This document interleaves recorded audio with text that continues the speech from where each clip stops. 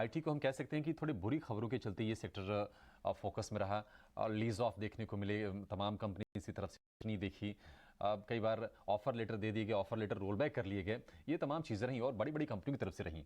लेकिन अब चीज़ें चूंकि स्थिर हो रही हैं, तो आपको अगर चुनना हो, मान लीजिए मिड कैप से एक विकल्प आपको देना हो और एक विकल्प अगर लार्ज कैप से देना हो, आपके तरफ से कौन से शेयर होंगे दो ये? या तो डेफिनेटली मेरा लार्ज कैप में पिक रहेगा एचसीएल टेक। तो एचसीएल टेक में हमने देखा है कि हिस्टोरिकली कहीं ना कहीं कंपनी को जो वैल्यूएशन मिलना चाहिए, इनके जो पीयर कंपेयर कंपनी थे जैसे इन्फोसिस, टीसीएस, वैसे वैल्यूएशन कभी मिल नहीं पाए थे। अगर हम फोर्थ क्वार्टर के नंबर देखते हैं तो कहीं ना कहीं एक लगता है कि इसमें एक रीरेटिंग का पोटेंशियल बनता हुआ दिख रहा है एचसीएल टेक में।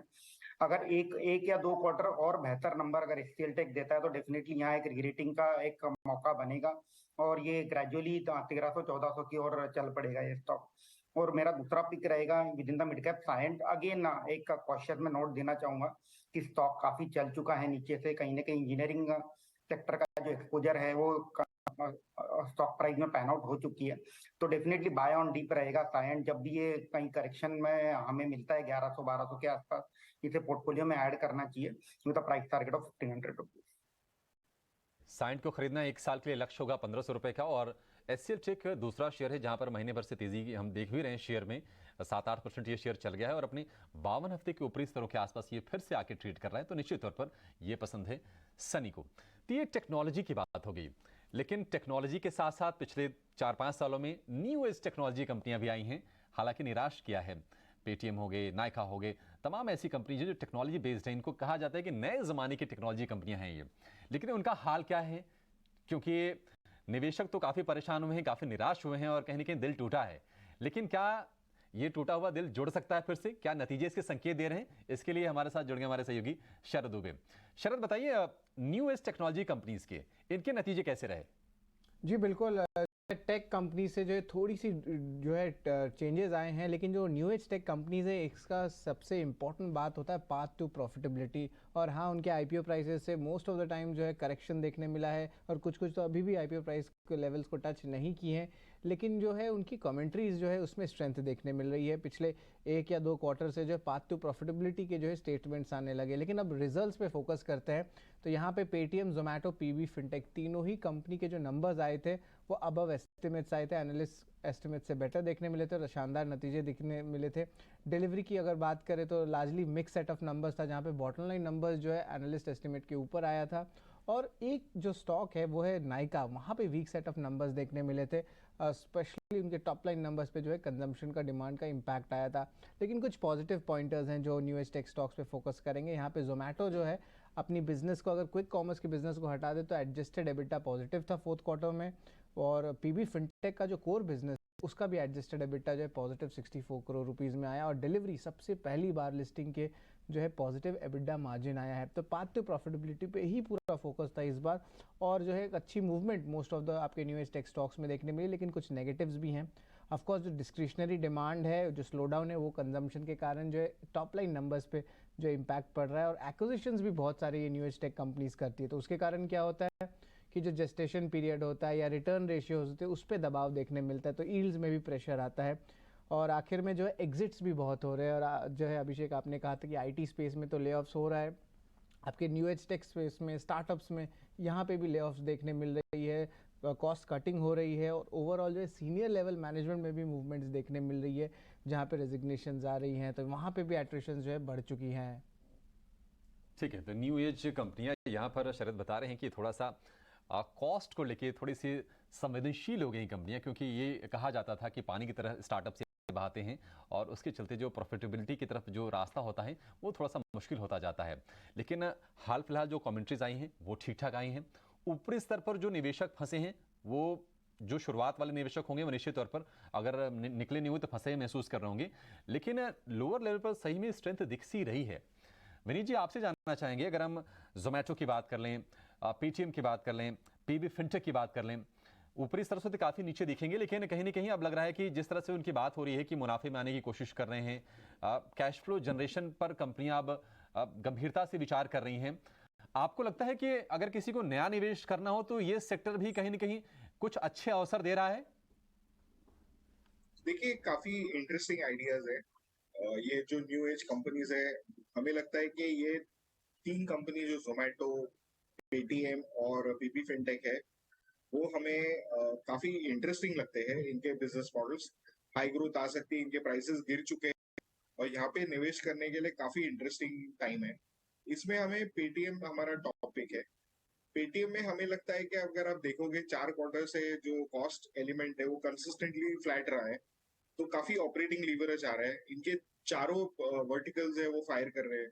आप मंथली यूजर्स देखिए, आप साउंड बॉक्स देखिए, या आप उनके cloud and other businesses, merchant acquisition, या उनके जो यूपीआई रिलेटेड कंट्रीब्यूशन मार्जिन है वो सारे बढ़ रहे हैं। क्रेडिट भी अच्छी तरह से ग्रोथ आ रही है, कैलिब्रेटेड अप्रोच है।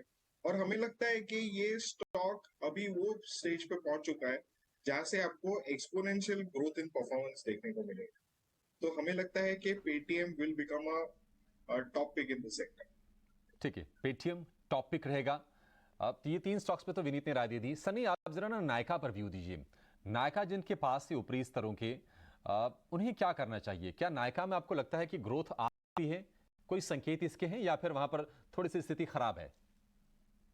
बेसिकली नायका में अगर हम देखें तो दो बिजनेसेस है, एक है पर्सनल एंड ब्यूटी केयर और एक है उसका फैशन बिजनेस। तो कहीं ना कहीं फैशन बिजनेस अभी रिसेंटली स्टार्ट हुआ था और उसमें कहीं इतना अच्छा ट्रैक्शन देखने नहीं मिल रहा है। बट हैविंग सेड दैट, जो personal and beauty care business है that is doing very well. Company विटा लेवल पे पॉजिटिव भी हो चुकी है। बट अब इसमें नायका में ओनली इशू इज की जो इंक्रीजिंग कॉम्पिटिटिव इंटेंसिटी है, उसके कारण कहीं एक मार्केट में न्यूज भी थी कि रिलायंस ग्रुप ये सेगमेंट में एंटर करेगा।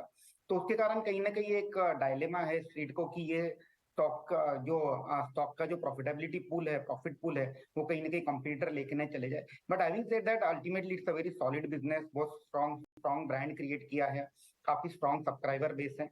तो इसको ग्रेजुअली पोर्टफोलियो में ऐड करना चाहिए। जैसे जैसे हर क्वार्टर में इसके नंबर बेहतर होते जाएंगे, you can do up averaging, ये मेरी स्ट्रेटेजी रहेगी इसमें। एक साल के लिए अगेन प्राइस टारगेट इसका medium to long term 150 rupees रहेगा। ठीक है, 1 साल के लिए टारगेट होगा 150 रुपए का। अब जरा फोकस करेंगे सीमेंट पर, क्योंकि सीमेंट के लिए कुछ अच्छी चीजें हुई हैं, कुछ कुछ चिंताएं बरकरार हैं। अच्छी चीज ये है कि इनकी जिस तरह से क्रूड नीचे आया है तो लॉजिस्टिक्स कॉस्ट थोड़ी घटने की उम्मीद है, वो एक अच्छी चीज हुई है। इस साल इंफ्रा पर काफी फोकस रहेगा सरकार का, प्री इलेक्शन ईयर है, ये अच्छी चीज है। लेकिन कहीं ना कहीं कंपटीशन बढ़ने के चलते वो दाम नहीं बढ़ा पा रही है, ये एक टेंशन जरूर है। नंबर्स कैसे हैं बताने के लिए मानसी हमारे साथ हैं। पहले मानसी आप नंबर्स बताइए, फिर इस पर अपने एक्सपर्ट्स की व्यू लेंगे हम।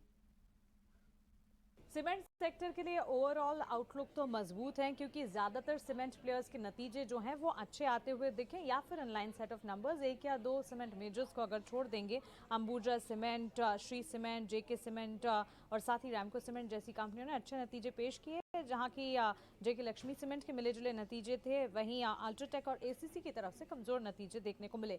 लेकिन पॉजिटिव और नेगेटिव फैक्टर्स की अगर बात करें, सबसे पहले जो पॉजिटिव चीज़ है जिससे सीमेंट सेक्टर को काफ़ी हद तक सपोर्ट किया, एक तो डिमांड एनवायरनमेंट जो कि काफ़ी हद तक इंटैक्ट रहा, और साथ ही इनके खर्चों में लगातार कमी है। इनपुट कॉस्ट जो हम लगातार कहते हैं, रॉ मटेरियल प्राइसेस जो हम लगातार कहते हैं, उनमें जो कटौती या कमी आती हुई दिखी, वो सीमेंट प्लेयर्स के लिए काफ़ी हद तक फेवरेबल साबित होती हुई दिखी। रॉ मटेरियल प्राइसेस लगातार मॉडरेट हुए। इंटरनेशनल कोल और पेटकोक प्राइसेस में एक डिक्लाइनिंग ट्रेंड देखने को मिला है, जो कि सीमेंट क्षेत्र के लिए काफ़ी मजबूत फैक्टर साबित होता है। इसके अलावा कॉस्ट ट्रेंड की अगर बात करें, ये लगातार काफी हद तक इस स्पेस के लिए फेवरेबल है। और इसके अलावा अगर आप ठीक है ग्लोबल मानसी, आपको ना रोकेंगे, थोड़े से समय की कमी है, फटाफट एक सेक्टर और कवर करेंगे। इसके पहले जरा ना सीमेंट पर व्यू लेते हैं। विनीत जी, कोई कमेंट चाहेंगे आपके सीमेंट पर? आपको नंबर्स कैसे लगे, नतीजे संकेत कैसे मिल रहे हैं, और इसमें आपकी टॉपिक क्या होगी? देखिए, हमारा टॉपिक एसीसी है और हमें लगता है कि एसीसी में काफी ग्रोथ पोटेंशियल है, कारण कंपनी ने काफी एग्रेसिव कॉस्ट कटिंग मेजर्स किए हैं। एंड हमें लगता है कि यहाँ से आपका जो 550 रुपये एबिटा पर टन है, ये बढ़कर आपका 800-900 तक पहुंच सकता है, which will be very very strong for this company. Legacy issues है कॉस्ट को लेके, और जो नए 2 कैपेसिटीज आ रहे हैं, हमें लगता है कि उसका कंट्रीब्यूशन जब भी आ जाएगा तो आपका मार्जिन एक्सपेंशन आएगा, वॉल्यूम ग्रोथ आएगा। उसकी वजह से हमें लगता है कि स्टॉक आपको काफी अच्छे इन्वेस्टमेंट अपॉर्चुनिटीज दे सकता है। एसीसी 2130 का लक्ष्य 1 साल के लिए। और आखिर में उस सेगमेंट की बात करेंगे जो निफ्टी को भी सपोर्ट करता है और देश की स्थिति कैसी है, इकोनॉमी कैसी कर रही है, उसका बहुत ही सॉलिड बैरोमीटर है, वो है बैंकिंग का। बैंकिंग में देखने की बहुत अच्छी चीज़ें हो रही हैं, क्योंकि लोन ग्रोथ, डिपॉजिट ग्रोथ दोनों में हम अच्छे नंबर्स आते हुए हम देख रहे हैं। अच्छी चीज़ ये हो रही है कि एसेट क्वालिटी लगातार बैंकों की बेहतर हो रही है, प्रोविजन में कमी हो रही है, क्योंकि ये पुराने वाले खाते जब निकल रहे हैं, जैसे जैसे बैलेंस शीट क्लीन हो रही है तो प्रोविजन जाहिर सी बात है अब वो नंबर्स घट रहे हैं और क्रेडिट कॉस्ट में कमी आ रही है। मुनाफा तो सॉलिड होगा ही होगा अगर ये सारी चीज़ें अच्छी हो जाएंगी तो बैंकों की तस्वीर ठीक ठाक है ओवरऑल, हम ये कह सकते हैं। HDFC bank, ICICI bank, Kotak bank आप देखिए 18% की इनकी लोन ग्रोथ के फिगर्स हैं। सनी, आपसे जानना चाहेंगे बैंकिंग, चूंकि ये बैंकिंग को लेकर एक व्यू रहा है कि यहाँ पर परफॉर्मेंस बेहतर हो रहा है, चाहे आप सरकारी बैंकों की बात कर लें या फिर प्राइवेट बैंकिंग की बात कर लें। तो ऐसे में आप ये बताइए कि चूंकि अब बैंक निफ्टी रिकॉर्ड हाइस पर भी ट्रेड कर रहा है, सेक्टर में से अगर हमें स्टॉक्स चुनना हो तो आपकी तरफ से टॉपिक्स क्या होंगे इसमें? Definitely banking as a sector में FY24 में आउटलुक काफी बेहतरीन है। हालांकि नीम पिकआउट हो चुके हैं, but in terms of credit growth में भी 12 से 15% का हमें जो अच्छे बड़े बैंक है उसमें क्रेडिट ग्रोथ देखने मिलेगा। तो मेरा इसमें टॉपिक रहेगा HDFC bank, Axis, IndusInd, ICICI। I mean there are whole lot of basket, काफी बड़ी बास्केट बन सकती है इसमें।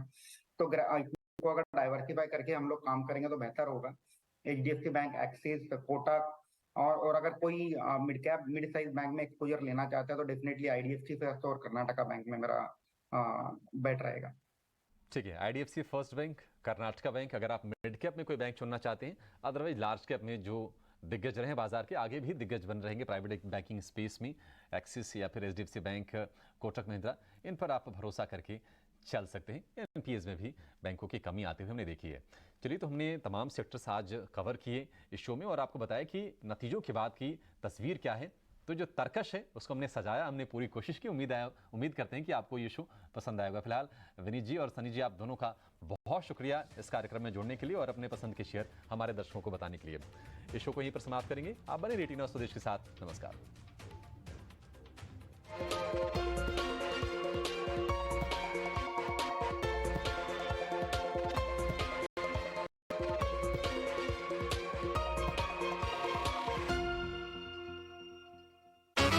रेटिना स्वदेश पर